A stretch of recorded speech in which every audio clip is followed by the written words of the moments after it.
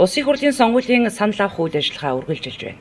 Улсын хурлын гишүүн төрийн байгуулалтын байнгын хорооны дарга Сандын Бямбцогт 11 цаг 40 минут буюу морин цагт Ховд аймгийн 16 дугаар тойргийн 3 дугаар хэсгийн хорооны санал авах байранд гэр бүлийн хамт очин саналаа өглөө. За монголчууд маань Монгол төрийн эрх барих дээд байгууллага, хууль тогтоох дээд байгууллага болсон улсын хурлаа сонгох энэ одоо сонгуулийн үйл ажиллагаа уламжлалтай явагдаж байна.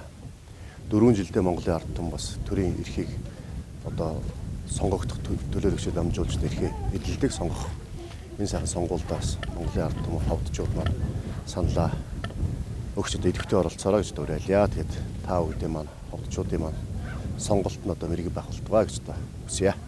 Түүний хувьд жаргалан цумын бичих багтад төжүүлсэн өрх тусгаарлаж гал голомтой асаасан гэд түүхэн дурсамж олон бий гэдгийг хэлж байлаа. Тэрээр Монгол төрийн эрх барих хууль тогтоох дээд байгууллага болох улсын хурлаа сонгох сонгуулийн үйл ажиллагаа орон даяар идэвхтэй явагдаж байгааг онцлоод иргэн бүрийн санал үн цэнтэй тул монголчууд маань сонгох эрхээдлэн сонгуульдаа идэвхтэй оролцохыг уриалсан юм а.